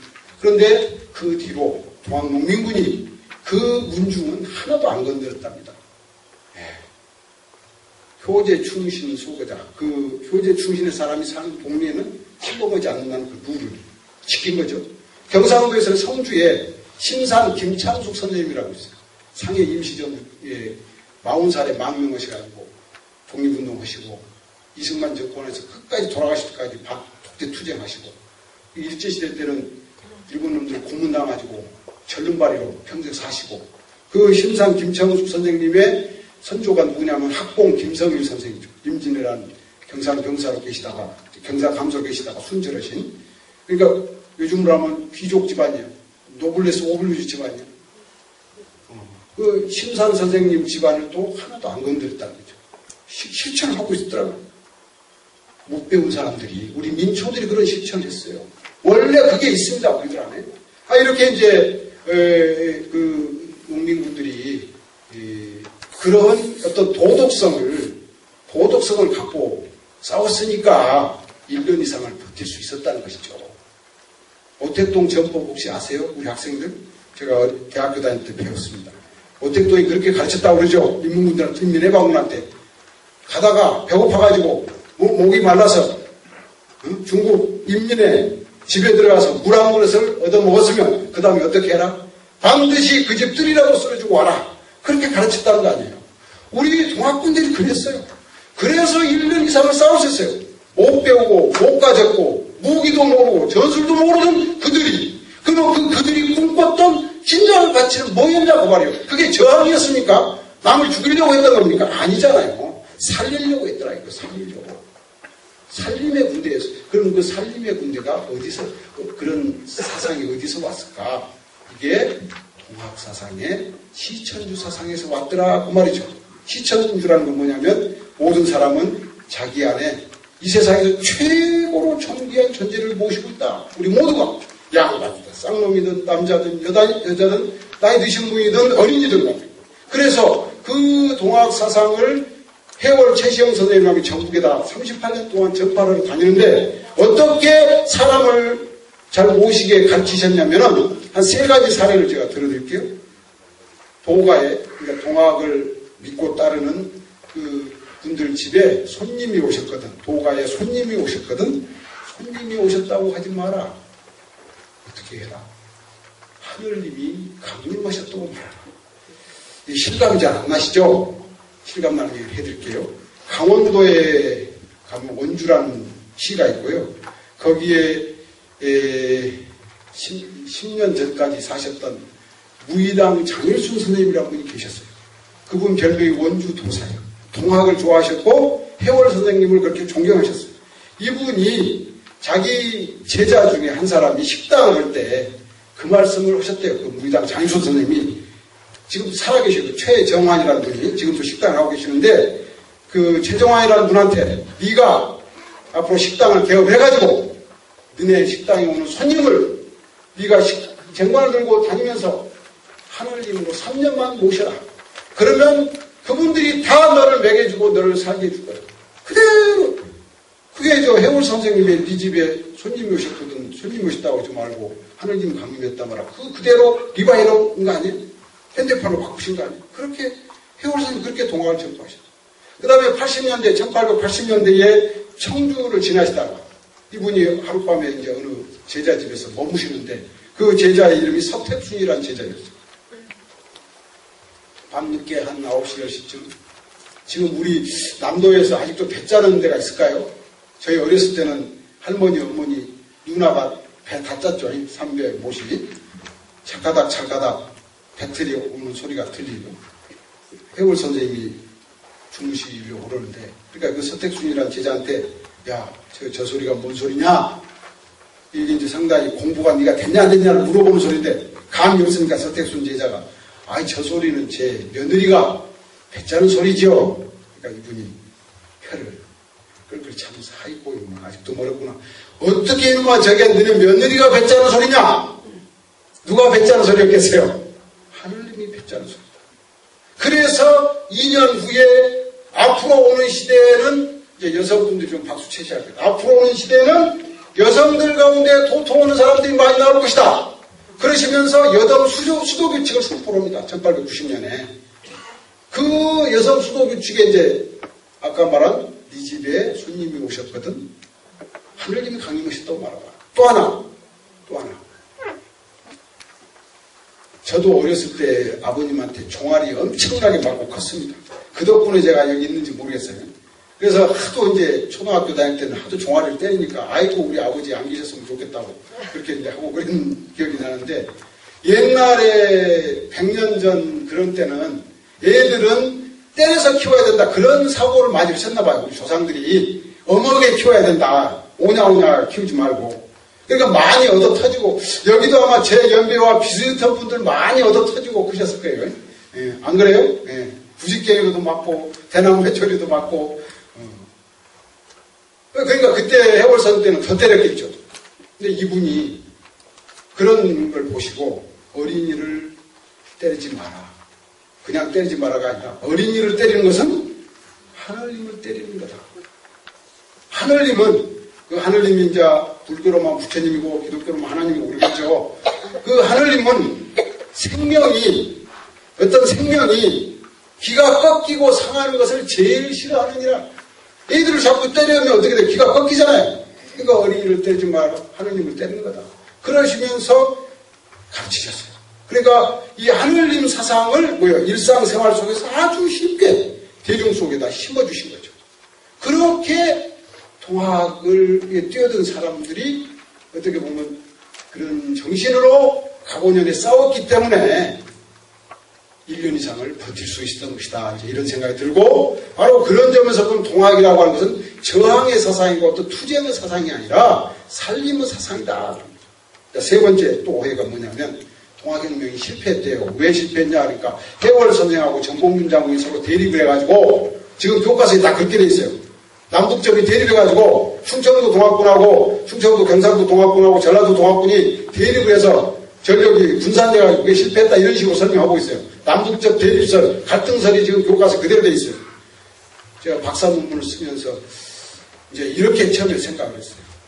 일본이라는 강도가 지금 우리 집에 쳐들어왔는데 강도가 오기 전에 형하고 제가 무시 안 맞아고 싸우고 있었어요. 그런데 그 강도가 들어와서 둘을 다 죽이려고 그러는데 그 강도 앞에서 형하고 동생이 싸울까? 제가 처음에 이제 그 의문을 갖기 시작한 게 거기서부터 시작했어요. 제 생각에는 아무리 생각해도 싸우더라도 강도부터 쫓아내고 강도부터 제압하고 싸우든지 말든지 할 것 같아요. 그래서 남북적이 이거는 뭔가 문제가 있을 거다라고 이제 찾기 시작했어요. 그게 아닐 거다라는 생각. 딱 하나를 찾았어요. 이제. 우리 한국에서 박사 논문을 쓰려고 할 때. 그 자료가 백범 김구 선생님의 자서전 백범일지였어요. 백범 선생님이 93년 가을에 1893년 가을에 동학혁명 1년 전 가을에 황해도를 떠나서 충청도 보군에 계시는 해월 선생님을 찾아뵈러 와요.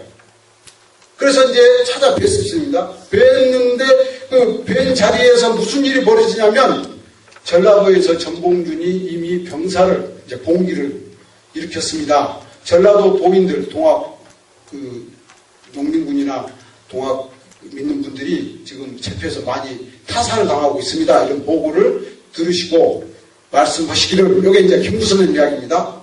호랑이가 집에 쳐들어와서 사람을 물어 죽이고 있는데 앉아서 죽을 수가 있겠냐? 참나무 몽둥이라도 들고 나서 싸워라. 이게 봉기령이었다. 이런 기록이 백범일지에 나와요. 이제 우리 학생들은 나중에 한번 백범일지 찾아보세요. 반드시 나옵니다. 그 대목이.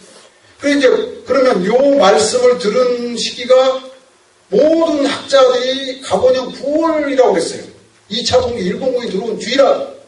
그런데 제가 그분이 충청도 보훈까지 온 거리를 계산해 보니까 그 전해에 늦어도 11월 달에 출발했다면 아무리 오래 걸려도 2달 이상 안 걸릴 것 같아요. 보훈까지 온 게. 그러면 가본형 9월에 그 말을 들었다고 한다면 그 온 기간이 몇 개월이에요? 11월 달에 왔다면 8개월, 9개월이잖아요. 아, 이건 아니다. 이건 물리적으로 아니다. 분명히 3월 봉기, 1차 봉기 때부터 같이 싸웠다라는 생각이 들기 시작했어요. 추적을 해가지고 보니까. 그래서 이제 전봉준 장군과 해월사부는 처음부터 함께 싸웠다라고 주장을 했더니 다 반대예요. 그거 하나밖에 자료가 없으니까. 그래서 박사 논문에서는 그걸 다 전면적으로 주장을 못하고 포기를 했죠, 제가. 그러다가 95년에 박사 논문은 이제 96년 2월에 통과가 되는데 95년 7월 달에 무슨 일이 벌어지냐면 진도 출신 동학군 지도자 해골이 홋카이도 대학에서 발견되는 사건이 나요. 박사 논문 막 써준 과정이죠. 저는 이제 남북적 대립은 의문이다, 대립이 아니다라는 생각이 들지만 자료가 없어서 그냥 주로만 처리해요. 이제 그 진도 6월 사건의 진상조사를 하기 위해서 제가 이제 그 뒤에, 2년 뒤에 97년에 일본 건너가서 일본에 있는 2차 원사료들을 다 뒤적여 보니까 1894년 양력 4월, 그쪽에서는 양력을 썼으니까요. 우리는 음력을 쓰고. 양력 4월, 우리는 음력 3월이죠. 양력 4월에 일본에서 간행되는 도쿄 아사히 신문, 지금 아사히 신문의 전신 그 속에 거의 똑같은 내용이 나오는 거예요. 우리 동학군인 앉아서 죽을 수가 없다. 청산 소사전도 다 모여라. 요게 이제 백범일지 내용하고 서로 비슷한 내용. 이런 기록이 그 시기에 다른 신문에도 나오고 아까 말씀드린 동학당 동정에 관한 보고 일거리도 나오고 그걸 다시 또 국내 와서 또 조사를 해보니까 우리나라의 자료에 관기록도 또 나와요. 동비토록이라는 기록이 또 나오고 양모전기라는 것도 나오고 보니까 가보년 3월부터 같이 싸웠어요. 해월 선생님하고 전봉준 장군이 같이 싸웠어요. 대립한 게 아니라. 그런데 왜 우리는 대립했다고 지금 기억하고 있고 가르치고 있을까? 이게 일제 36년에 식민사학이 그렇게 만들었어요. 자, 일본 놈들 앞에서 1910년 이전에 가장 큰 희생을 치른 세력이 누구죠? 지배자였습니까? 의병이었습니까? 의병도 30만은 안 죽었어요. 동학농민군이 일본 제국주의 앞에서 최고로 많이 희생당했어요. 그러니까 그놈들은 36년간을 지배하면서 이 동학을 어떻게든지 사상도 짬뽕, 사이비로 돌려야 되고 규모도 아주 작은 지역으로 축소를 해야 되고 그들이 쓰는 상투적인 논리가 있죠. 조선놈은 두드려 패야 말을 듣고 조선놈은 옛날부터 지금까지 분열하기 좋아하고 뭐 이런 식의 그것을 일제시대 36년 내내 그렇게 해놓은 거예요. 그걸 지금까지 우리 학자들이 극복을 못했더라고요. 극복 못한 이유 중에 하나가 동학으로는 밥을 안 먹여줬어요. 예. 제가 이제 서러운 얘기 좀 해야 돼요. 한쪽으로 좀 풀고 가야 되거든요. 정신문화연구소에서 이제 공부를 할 때 보면 의병 연구하는 친구도 여러 명 있고 일제하에 독립운동 연구하는 사람도 여러 명 있어요. 그러니까 박사 한 2학년쯤 3학년 되니까 그 사람들은 막 팔리기 시작해요. 학회도 가고. 그러면 이제 갔다 와가지고 오늘 발표비를 50만 원 받았다. 저는 불러주는 데가 없어요. 아니 그게 100주년 때까지 그랬어요. 동학을 하면 갈 데가 없었다니까요. 그러니까 이 학자들도 굉장히 치사해요. 여러분들은 치사한 학문하면 안 돼. 의미 있는 학문 해야지. 뭐냐면은 빨리 취직할 수 있고 빨리 논문 쓸 수 있고 인기 있고 오는 데로만 가는 거예요. 그런데 근 100여 년 동안 동학은 실패한 역사라고 패배한 역사를 기록해 놓으니까 전부 자료 찾으려면 일본을 가야 되고 자료 찾으려면 전국을 돌아다녀야 되고 그게 1, 2년 안에 너무 못 쓰잖아요. 그러니까 이렇게 극복이 안 돼 있더라고 말이죠. 그러니까 제가 이제 조금이라도 그 일이 잘 풀리면 그런 얘기를 합니다. 제가요, 이렇게 잘 된 거는요, 신도 동학농민군 지도자 박중진이라는 분으로 추정되는 그분이 인도하셔갖고 이렇게 잘 되는 겁니다. 아니, 사실 그분의 유골이 발견돼서 그 진상조사를 하러 가가지고 이제 일본 사례를 보니까 남북적이 대립해서 싸운 게 아니었더라고 말이에요. 하나가 돼서 싸웠어요. 그러면 그러한 동학농민군들을 누가 짓밟았냐 이거죠. 제국주의 일본이 짓밟았죠. 예, 이제 그 얘기를 좀 하겠습니다. 아까 이제 미나미 고시로 문서 찾아냈다고 그랬잖아요. 지금도 계속 지금 자료를 찾고 있는데 작년 8월 29일에 제가 한겨레 신문의 특종을 보도한 적이 있어요. 그 미나미 고시로 대대장 밑에서 상등병으로 싸웠던 쿠스노키 비오키치라는 상등병의 일기를 찾아냈어요. 미쳤죠? 아마 그 쿠스노키나 미나미 고시로는 제가 죽어서 저승에서 만나면 야야 서로 이제 터놓고 얘기한다면 자네 그 오기 끈기 깡다고 앞에는 졌네. 아니 120년 후에 어느 미친놈의 조선놈이 하나 와가지고 지가 110년 전에 잘못한 걸 파헤치리라고 생각했겠어요? 파헤치라고 일기를 썼겠어요? 쿠스노키 비오키치의 일기를 찾아냈습니다.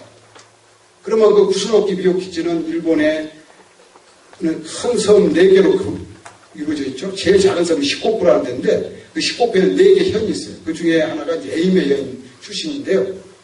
자기 고향에서 소집영장을 받아가지고 94년 양력으로 7월달입니다. 그 7월달 소집영장을 받아서 조선에 건너와가지고 서울 용산에서부터 저 강원도 쪽으로 남아해가지고 장흥 해남까지 내려왔다가 농민군을 다 죽이고 이제 서울까지 올라가서 다시 자기 고향으로 돌아가는 날까지 일기를 써놨어요. 약 2년치의 일기를. 그 일기를 이제 번역을 해서 보니까 어느 날, 언제 동학농민군 몇 명을 붙잡아가지고 무슨 방법으로 어떻게 죽였다는 것을 상세히 써놨어요. 그 죽이는 방법이 그렇게 저는 그렇게 사람을 죽이는 방법도 있을까 하는 표현들이 계속 나오는 거예요. 그 쿠스노키 비오키치라는 상징적 일기에. 제일 기본은 뭐겠어요? 붙잡으면 바로 쏴 죽이는 거예요. 그게 이제 총살, 포살. 지가 쓴 일기가 그렇게 나옵니다. 총살, 포살. 오늘은 김천 장에서 농민군 10명 잡아서 현장에서 포살했다. 그 다음에 장살. 몽둥이로 때려 죽이는 거예요. 우리가 짐승을 잡아도 잔인하게 죽이면 안 되잖아요. 고통이 없게 죽여야 되는 건데 몽둥이로 때려 장살이라는 표현이 나와요. 그 뒤가 그렇게 써놔요. 쿠스노키라는 놈이. 그 다음 세 번째 표현이 뭐가 나오냐. 돌살. 총에다가 대검을 착검을 해갖고 찔러주는 돌개 갖고 있어. 돌살. 제일 가슴 맞고 비극적인 뭐냐면 소살. 불태우 소자. 소살. 불태우 죽였다. 제가 83년부터 동학농민혁명을 연구를 했지만 두 군데에서 후손들께서 증언으로 우리 조상 할아버지, 증조 할아버지가 화형을 당했다. 유지계라는 걸 시가 장흥 강진 쪽에서 한 분이 그런 증언을 하셨고 서산 태안 쪽에서 증언을 해주는 걸 들은 적이 있어요. 말로만. 그런데 쿠스노키 비오키치에 소살 한 20군데 나와요. 1895년 1월 31일 양력 해남 근처에서는 공항농민군 7명을 밭에다가 막대기를 세워놓고 묶어 그래갖고 산채로 돌격앞으로해서 찔러 죽이는 내용을 해놨어요. 그걸 이제 정황한 분들은 이렇게 당한다라는 걸 보여주기 위해서 이제 조선 우리나라 사람들 다 끌고 와서 보였을 거 아니에요. 따라온 그 당시에는 이제 우리나라 군대가 일본한테 지휘권을 뺏겨가지고 종처럼 따라온 우리나라 조선군 부대도 있었을까요? 그들이 보고 경악을 해요. 쿠스노키 비오키치에 또 나오는 대목입니다. 농민군도 아니고 그러니까 이제 도망가고 뭐 숨어있다가 잡힌 농민군인지도 모르고 반년 밥이라도 함께 해줬는지도 모르고 그런 사람들인데 남자의 장정의 성기에다 불을 붙였어요. 그게 못 견디잖아요. 그러니까 바다로 빠져 죽는 걸 보고 킬킬거리고 웃었다. 이런 대목이 나와요. 아니, 실제 그 구슬먹기 이렇게 그렇게 나옵니다. 우리 5,000년 역사에서 사람을 태워 죽이는 화형이란 제도는 조선의 법에 없었습니다. 일본 놈들이 와서 하는 거죠. 그런데 그들이 지금도 반성하지 않고 있잖아요. 그러면 도대체 이 역사를 우리가 어떻게 할 거예요? 이런 역사를 우리가 어떻게 할 건가? 이렇게 당한 역사를. 우리도 그러면 똑같이 가서 뭐 불태워 죽이고 그래야 될 건가? 많은 생각을 할 땐 해봐야 될 것 같아요. 그런데 제가 생각할 때 1차적인 일은 우리가 어떻게 처참하게 비극적으로 비인도적으로 당했는가 이 사실을 먼저 우리가 알아야 되는 것이 선행이 아닌가 싶어요. 알고 나야 그 다음에 어떤 행동이 있을 거 아니에요. 그래서 저는 이 120주년에 해야 할 제 사명이 이 120년간 삐뚤어지고 축소되고 폄하되고 돼지막에 뭐 굴러다니는 뭐처럼 이렇게 된 이 동학농민혁명의 참된 역사를 제대로 알리고 드러내는 일부터 사실은 왜곡부터 시작하는 일이 그리고 나서 그 다음 일을 해야 되는 것이 순서가 아니겠느냐. 왜곡을 바로잡는 것, 사실 정확히 아는 것 이것이 저는 이 120주년에 저희들이 해야 할 과제라는 이런 생각을 해봅니다. 그 다음에 이제 마지막으로 그 보국안민이라고 하는 그런 부분에 대해서 같이 한번 생각을 해볼게요. 이 보국안민이라는 표현은 그 수원 최재우 선생님이 1860년에 이제 도를 얻으시고 나서 내가 과연 이 깨달은 도로 세상을 건져도 될 것인가 이런 걱정이 많으셨던 모양이에요. 그래가지고 한 1년 동안 계속 거듭 잠은 자다 그러면서 수련을 해요. 60년 4월 5일에 이제 도를 깨닫고 나서도. 그리고 나서 이제 한 1년 수련하고 나니까 확신이 들어졌어요. 그래서 1861년 신유년이에요. 그 애가 신유년인데 61년 민족 6월부터 내가 이 가르침대로 동학의 이 시천주라는 이 가르침대로 사람들을 가르치면 나도 장생을 하고 세상도 좋은 세상이 될 거다. 이런 확신을 가지시고 이제 동학의 가르침을 펴기 위해서 선언을 하면서 쓰는 글이 있어요. 그게 포덕문이라는 글이에요. 1861년 6월에 순선생님 쓰신 포덕문, 덕을 펴는 글이다 말이죠. 이 포덕문 말미에 어떤 귀절이 나오냐면 아국은 악질이 만세하여 우리나라는 나쁜 병이 가득 차서 민무사시지안이다. 백성들이 단 하루도 편안할 날이 없다. 그러면 1861년에 수훈 선생이 바라봤던 조선의 현실이 어떤 현실이었냐면 악질만세의 세상이었고 민무사시지안의 세상이었어요. 그러면 이 악질이 어떤 것이 악질이었냐. 성질이 악질이 아니고 정치가 제대로 안 되고 경제가 혼란하고 전염병이 많이 돌고 굶주림이 기근이 들어서 백성들 굶어 죽고 그런 어떤 정치, 경제, 사회적 혼란 거기에다가 이제 콜레라라든지 이런 질병까지 물리적인 질병까지 겹쳐가지고 그래서 백성들이 하루도 편할 날이 없다는 거예요. 그래서 내가 이 악질만세의 세상을 민무사시지안의 세상을 건지기 위해서 옷을 동학을 편다 그러면서 보국안민의 계책으로서 이 동학을 편다라고 그 포동문 끝에 보국안민이란 말이 나와요. 이 보가 이제 제목 제가 오늘 여러분한테 전해드리려고 하는 민초혁명을 말하다라는 거하고 굉장히 관련이 있습니다. 이 보가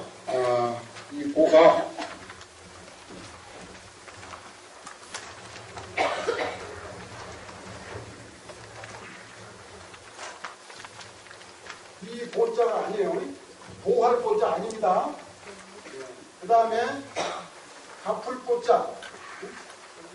갚을 보자 아니에요. 이건 이제 보호한다는 보자고 그것도 아니고 이게 이제 은혜 갚는다고 할 때 보은 뭐 이런 갚을 보자 이것도 아니고 그 보국안민의 보자는 이 보자예요.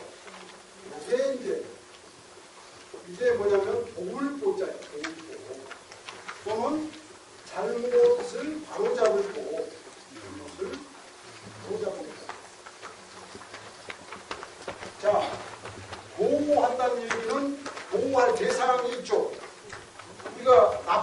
가치를 보호합니까? 의미 있는 걸 보호하는 거죠. 문제가 별로 없는 걸 보호하는 거예요. 보통은 지키기 위해서, 안전을 지키기 위해서 보호하는 거예요. 갚는 건 뭐예요? 뭔가 고마운 거에 대해서 내가 뭔가 혜택 요구해서 갚는 거잖아요. 그런데 이 보호는 도울 거예요. 잘못을 바로잡을 거. 그러면 무엇을 돕냐? 그게 북이 나와. 북이. 나라를 도와. 나라의 잘못을 바로잡아. 그러면 이 돕는 주체, 바로잡는 주체에는 주인의식이 있는 거예요, 없는 거예요? 주인의식이 확실치 않아요. 나의 역할이 이 도울 보자에는 나라는 우리 민초들의 역할이 무언가가 있어. 아니 내가 도움 줄 수 있는 게 있다 이 말이야. 나라를 위해서. 이게 뭐냐면 이 가보년의 우리 조선 사람 민초들 속에 어떤 역사를 만들어가는 새로운 역사를 꿈꾸는 아까 이발이라는 계기 그들 나름의 아직 체계적이고 정리되지 않았고 또 논리적이진 않지만 어떤 세상이 좋은 세상이 되고 어떻게 가야 바람직한 세상이 될 것인가라는 그런 철든 생각들이 이 표현 속에 민초들이 그런 생각을 하시죠. 여기에 중요한 거예요. 이 대한민국의 참 가시밭길의 근대 역사지만 중요한 게 있습니다. 중요한 게. 우리 5,000년의 역사, 특히 근현대의 역사를 보면 결정적으로 나라가 어렵고 힘들었을 때 누가 일어났죠? 민이 일어났어요. 민이 나라의 부족함을 메꾸고 승화시키잖아요. IMF 때 금팔 운동 다 했잖아요. 우리가. 민이 일어났잖아요. 그죠? 그러니까 우리들 한 사람 한 사람이 뭐냐면 저 보자 속에서는 나 한 사람 한 사람이 뭐냐면 새로운 역사를, 바람직한 역사를, 현재보다는 업그레이드된 뭔가 세상을 만들어가는데 나 한 사람 한 사람의 역사가 그 역할이 있다는 생각이에요. 그러면 이 19세기의 세계사의 역사, 우리 조선의 역사에서 가장 중요한 특징 중에 하나, 제가 꼭 오늘 강조하고 가고 싶은 얘기 중에 하나가 보통 동학이 발생할 때 또 우리 뭐 근대의 여러 가지 근대를 여는 개화사상이나 이런 걸 할 때 보면은 그 배경에 서세동적 얘기하죠. 서세동적 웨스턴 임팩트 얘기하잖아요. 그 다음에 또 뭐 삼정문락 이런 거 바깥의 어떤 그런 도전에 의해서 뭐가 생기는 것처럼 이렇게 얘기를 많이 했잖아요. 그것도 중요하지만 중요한 거는 내 안에서 우리들 안에서 뭔가 미래를 위해서 새로운 세상을 위해서 뭔가 철든 생각들이 그게 아직은 정의되지 않고 아직은 부족하지만 그 생각이 우리들 안에서 싹트고 있었다는 그것을 가장 상징적으로 보여주는 게 통합사상이었고 그런 힘의 결집과 그런 가능성을 비록 실패했지만 우리 역사에서 가장 위대한 파노라마로서 드러내준 것이 바로 통합농민혁명이었다는 거죠. 이 미완의 꿈을 우리가 다시 계승해야 되죠. 그 중에 하나가 뭐냐면 나의 역할이 있는 거예요. 이 좋은 세상을 만들어가는데 나 한 사람 한 사람 뭔가에 기여를 할 수, 이바지할 수가 있다 이 말이야. 보국을 할 수가 있다 이 말이야. 그리고 그 보국의 목적은 뭐냐? 나와 똑같은 위치에 있는 모든 민초들을 어떻게 편안하게 만드는지. 이게 뭐예요? 공동체 정신이잖아요. 예. 80년 5월 그 아픔을 제가 2006년에 녹색평론이라는 잡지에다가 기고를 한 적이 있습니다. 5월 광주가 나에게 남긴 것. 80년 5월에 광주의 모든 분들은 하나의 공동체였습니다. 단 한 개의 금고나 은행이 틀린 적이 없었습니다. 그죠? 세계적으로 보면 대단한 겁니다. 그게 아까 제가 설명드린 동학농민군은 칼에 피를 묻히지 않고 이기는 거, 굶주린 자 먹여주고 병든 자 치료주고, 이 동학의 어떤 공동체가 5월 광주에도 그대로 이어지고 있잖아요. 그러한 정신이 저 멀리 있는 게 아니라 바로 여러분들 주위에 지금 나의 그 등주에 내가 서 있는 이 대지에 그 어리, 그 정신이, 그 혼이, 그 스피릿이 지금 여기 잠자고 있는 거죠. 그걸 생각하면은 현실이 좀 괴롭고 현실이 아직 잘 안 풀린다 하더라도 희망이 그 속에 있는 거 아닙니까? 왜? 엄청난 가능성을 안고 있는 땅이에요. 남도 땅이라는 게. 예, 이 동학의 정신과 광주 5.18의 어떤 공동체 정신이 우리들 DNA 속에서 이렇게 숨어 있잖아요. 그것을 이제 110주년 때는 단기 승부로 내지 말고 중장기의 승부, 적어도 10년, 20년, 30년을 내다 보면서 실력을 키우고 그 꿈을 키우고 그 꿈을 나 혼자만 하는 게 아니라 함께 더불어 나누고 그래서 더 큰 원을 만들어가고 하는 이 일이 가보년에 이름 없이 쓰러져간 그분들의 한을 풀어드는 일이 아니에요. 전북 정읍에 가시면 우명 동학농민군 위령탑이 있습니다. 1052만 명이 인구가 그 중에서 200~300만 명이 일어나가지고 30만 명이 희생이 됐어요. 2004년에 이제 명예회복이 돼가지고 그 당시 2004년 기준으로 남아있는 모든 기록들을 뒤져서 이름 섭자가 남아있는 농민군들 수를 저희가 데이터베이스로 만진 적이 있었어요. 2600명 정도밖에 안 됐어요. 그랬더니 그 당시 한나라당에서 2600명을 위해서 무슨 특별법을 만드냐고 그 난리를 쳤어요. 저희가 그때 도대체 당신들은 이 나라 국회의원이냐고 그 2600명밖에 남을 수밖에 없는 그 아픔을 쳐다볼 줄 모르는 당신들이 국회의원이냐고 난리를 쳐가지고 그 폐지를 저지하고 법을 개정해서 이제 현재 동학농민운영 기념재단 이제 유지가 돼서 지금 기념사업을 하고 있습니다.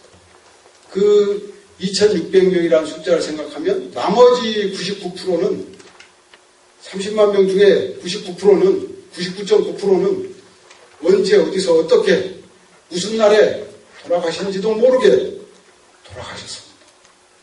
그분들이 우리들에게 무엇을 말해줄까?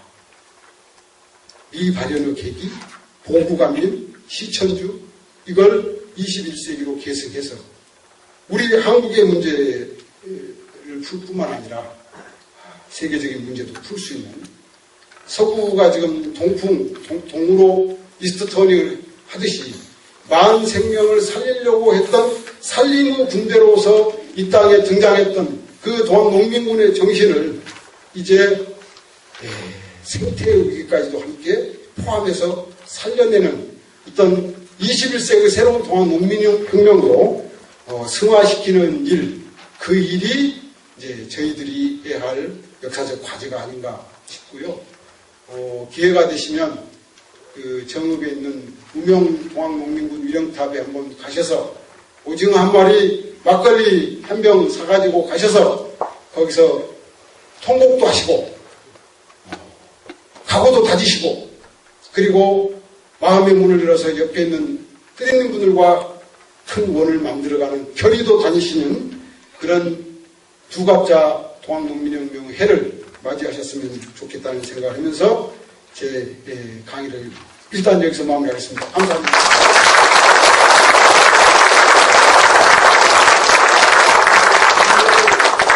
질문을 좀 드려야겠습니다. 받으실 수 있습니까, 시간이? 예, 한 2분 정도는 질문 받을 수도 있다고. 네, 질문이 제가 좀 교수님하고 1대1로 질문하면 내용이 간단한데 여러분도 이해를 내가 뭘 질문하는가 모르는 게 제가 좀 적어왔습니다. 동학 탄생은 우리 한국사 측면에 넘어서 인류 전체를 볼 때도 근대와 중요한 태동이라고 봅니다. 동학 탄생이 1820년 우리 경신년 4월 5일 이때를 아마 천일 기념이라고 합니다. 그런데 당시 수훈은 세상 사람을 구하리라 하고 큰 뜻을 품고 경주 용담정에서 수연제 기도를 합니다. 당시 수훈 나이가 37세였는데 이날 이때 소위 말하면 수훈이 도통을 하죠. 도통이라고 합니다. 우리가. 그래서 이때를 동학의 창도로 우리가 봅니다. 그래서 천일 기념일이라고 이렇게 하죠. 그런데 동경대전 그 포덕문에 이때 상황이 우주의 주제자이신 상제님과의 천상문답 사건이라며 두려워하지 말고 겁내지 말라. 세상 사람들이 나를 상제라 이르거늘 너는 상제를 알지 못하느냐. 또 논학문에는 너에게 무궁무진한 도법을 주노니 닫고 다듬어서 수련하여 글을 지어서 사람들을 가르치고 법을 정하여 덕을 펴면 너로 하여금 장생케 하여 천하에 빛나게 하리라 하면서 열석자 주문 시천조 조화정 영생만 만사지를 아마 주겠죠. 그런데 동학은 수훈 최재호의 시천주 사상, 해월 최시영의 사인여청, 성경사상, 그 다음에 의암 손병의 인내천 사상 내려오면서 경천 사상과 인본주의, 아까 교수님 말한 대로 민초에 바탕 둔 사상으로서 우리가 120년 전에 당시 동학 농민혁명이 일어납니다. 근데 당시는 반란이었죠. 동학난이었죠. 그런데 오늘 우리가 아는 동학혁명으로 자랑스럽게 받아들이고 있습니다. 그래서 이제 질문을 두 가지 드리겠습니다. 강의를 다 요약을 하셨습니다. 우선 하나는 지난 3월 16일 날 케이블 TV의 57번입니다. 정산교 방송에서 최수원이 천상문답한 그 상제님이 바로 정산교 창도자이신 강정산 상제님이라 이렇게 하더라고요. 그래서 강정산 상제님을 제가 봤더니 1871년 9월 19일에 태어났어요. 이게 최수원이 득도원 11년 후에 태어났어요. 그런데 어떻게 강정산 상제님한테 최재우가 이게 상제님으로 알아들었냐. 그래서 여기서 상제님이라는 개념을 교수님한테 물어보고 싶고, 또 하나는 아까 정말 교수님이 눈물까지 보였는데 동학난이 친일파들이 정권을 쭉 잡으면서 저희 나이 때 초등학교 때는 동학난이라고 다 배웠습니다. 지금도 이 학생들한테 물어보면 동학혁명자를 안 붙이고 동학난으로 붙입니다. 그러면 난하고 혁명은 이거 뭐 하루가 땅이죠. 루이 16세가 뭐 궁을 쳐들어올 때 그 부하한테 물어보지 않습니까? 폐하 지금 우리 궁이 무너집니다. 파리 시민들이 다 들어옵니다. 루이 16세가 뭐라 했습니까? 난이냐 혁명이냐 그랬죠. 그러니까 그 부하가 혁명입니다. 그러니까 그때 루이 16세가 고개를 숙이고 포기를 하고 손 들어버리는 것이 프랑스 대혁명이죠. 그런데 우리는 이 동학난이라는 것을 동학혁명으로 바꾸는데 그 동학교도들은 천부 신원이 됐지만 우리 국민들은 난의 혁명, 이 신원이 아직 안 됐다고 봐요. 저는 솔직히 말해서. 정읍에 가면 120주년 기념 행사도 정읍 시의 행사지 뭐 국무총리 또는 대통령 이런 행사가 없어요. 그냥 정읍 시의 일개 하나의 지방자치단체 행사에 불과해요. 그런데 이게 과연 우리 국민들이 이 난을 혁명으로 바꾸려면 우리 국민들의 신원이 주어져야 됩니다. 그런데 이 교육을 교수님같이 오늘 정말 고맙습니다. 근데 저도 목이 베입니다. 그래서 어떻게 하면 우리 국민들한테 신원이 주어질까? 아까 상제라는 개념하고 우리가 어떻게 해서 신원을 줄까? 저는 참고로 말씀드리면 우리 도립도서관 1층 간행물 나눔실에서 자원봉사를 하고 있는 최종호라는 사람입니다. 강의를 꼭 한 번 더 모셔서 드려야 할 것 같습니다. 훨씬 아주 체계적으로 공부를 하고 계시고 문제의식도 갖고 계시는데 일단 이제 두 가지로 간단히 답할게요. 상제라는 말은 역사적으로는 이제 정산교에서만 쓴 말은 아니고 우리 전통적으로 이렇게 써왔던 말입니다. 그런 유래가 있어요. 그러니까 그리고 이제 제 생각입니다. 제 생각은 진짜 종교인하고 좀 덜 종교인이 있는 것 같아요. 제 생각은 특히 21세기라고 하는 사회를 놓고 해본다면 지금은 지구촌 시대잖아요. 지구촌 시대의 특징은 서로 다른 문화적 배경과 서로 다른 어떤 핏줄을 가진 사람들이 더불어 어울려 살 수밖에 없는 조건이 와버렸어요. 그걸 이제 다원주의 사회라고 그러잖아요.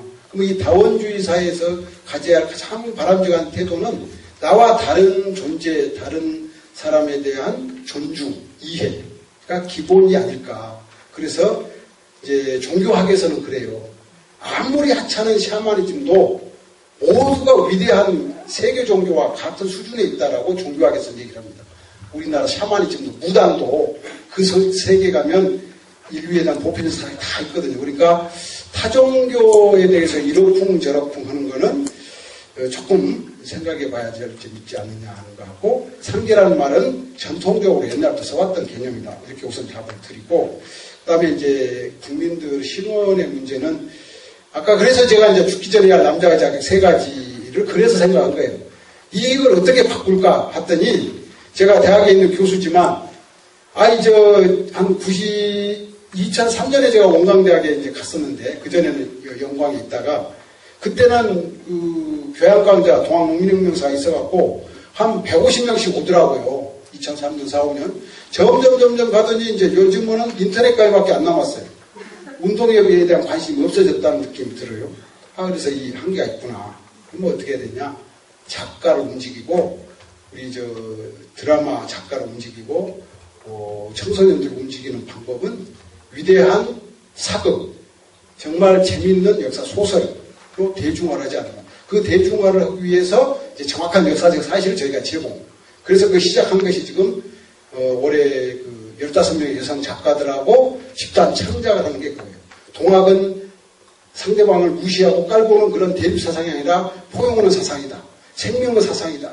이거 우리가 한계가 있어서 진 것이 아니라 제국주의 때문에 실패했다. 남북점은 하나로 싸웠다. 따라서 전국에서 같이 봉기를 했다. 그리고 이런 시천주 사상을 현대적으로 살리면 인류 어떤 보편적인 가치를 실현하는 데 기여할 수 있다. 이런 방향에서 이제 소설 쓰는 작업을 같이 시작한 것도 그런 뜻이고, 또 하나는 이제 역사교사들을 지금 중심으로 거대한 흐름이 형성되고 있습니다. 올해 5월 10일에 전봉주 희망버스라는 프로젝트를 교육운동을 하는 분들이 자발적으로 일으켰어요. 이제 오늘 제 얘기 들으시고 인터넷 가서 치시면 전봉주 버스 그러면 지금 블로그 카페 막 떴을 겁니다. 그래서 자발적으로 2014명이 5월 10일에 황토현에 모인답니다. 그게 뭐냐면 그런 신원을 위한 이제 운동을 나라가 또 나름대로 해야 할 일도 많고 그러니까 못 온다면 우리가 하겠다. 국민들이 자발적으로 하겠다. 그래서 이 120주년 되니까 자발적으로 그런 운동도 일어나는 것 같아요. 그리고 아마 그 운동이 어느 정도 규모를 보이고 동학소설 15권이 올해 연말까지 나온다 그러면 제가 볼 때는 제일 반응을 빨리 할 때가 TV 방송국에서 조금 반응이 있을 것 같고, 실제로 한 10여 년 전에 KBS 정연주라는 사장님이 계실 때 그분이 대화 사극 구상을 했었대요. 그리고 그때 준비했던 PD들이 지금 KBS에 남아있어요. 그러니까 앞으로 KBS의 대화 사극의 레파토리 속에 만들어갈 속에 항목이 들어있답니다. 그러니까 가까운 시일 내에 특히 선생님 같은 분들이 이렇게 자꾸 운동을 펴시면 가까운 시일 내에 그런 제대로 된 드라마가 나오고, 그 제대로 된 드라마가 나오면 정말 불멸의 이순신처럼 거기에 우리가 울고 웃고 공감하면서 카타르시스도 되고 그렇게 해서 또 신원도 되고 새로운 차원으로 가지 않을까, 저는 그렇게 희망을 가져봅니다. 이상합니다.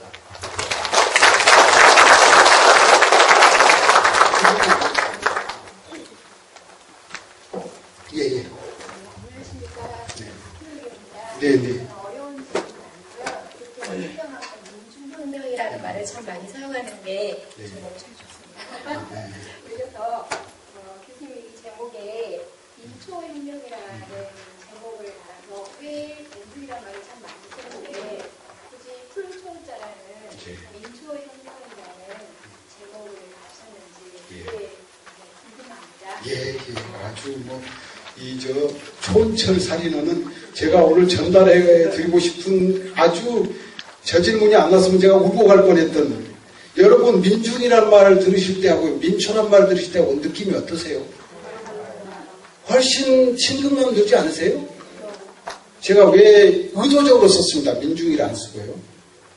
저희 먹물들이 반성을 많이 해야 된다고 생각해요.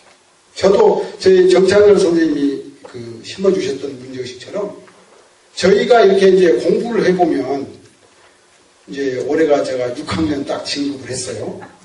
그러니까 이제 여러 가지 반성들이 많이 되더라고요. 그리고 이제 대학에서 가르쳐 본 것도 참 많이 한 30년 가르쳐 봤는데 이제 뭔 느낌이 드냐면 처음에 젊었을 때는 많은 지식을 많은 어떤 논리를 전달하려고 그런 것에 급했던 것 같아요. 그런데 오히려 역효과였어요.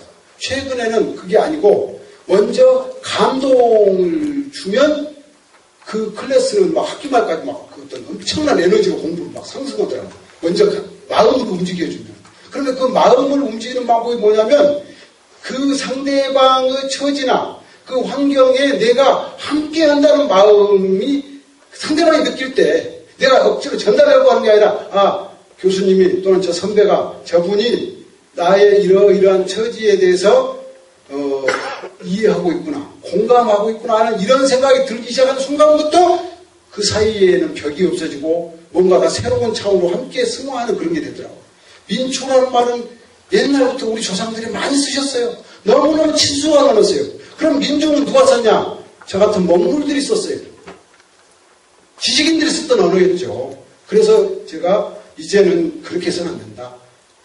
아무리 덜 배운다 하더라도 아직 체계적이지 않고 논리적이지 않고 서투르다 하더라도 그 평범한 분들 한 분 한 분들 속에 간직하고 있는 꿈과 소망과 어떤 열망과 이것을 내가 이렇게 다는 이해가 안 되지만 그래도 하여튼 50%라도 60%라도 이해하려고 정말 발버둥치면서 배운 사람들이 좀 뭔가 이렇게 앞서가는 사람들이 또는 뭔가 고민하는 사람들이 그런 자세를 보여줄 때 그 사이에 이제 벽이 점점 없어져서 진정한 어떤 우리 사회를 함께 변화시키는 에너지로 갈 수 있지 않을까? 하여튼 그런 어떤 생각이 들어서 우선은 이게 우리 조상들이 너무너무 옛날부터 자연스럽게 써왔다는 얘기고 또 반대로 민중이라는 말은 좀 지도적인 입장에서 따라와라 라든지 이리 가야 돼 라든지 이런 의도성이 있는 말인데 반해서 민초는 우리 삶 속에서 아주 자연스럽게 썼던 말이기 때문에 통합농민혁명을 그런 농민공들을 그런 쪽으로 봐야 이게 역사의 진면목에 좀 다가설 수 있지 않겠냐 그런 차원에서 민초라는 말을 썼습니다. 이상입니다. 결정적으로 강의해주신 박명수 교수님께 다시 한번 큰 박수 부탁드리겠습니다.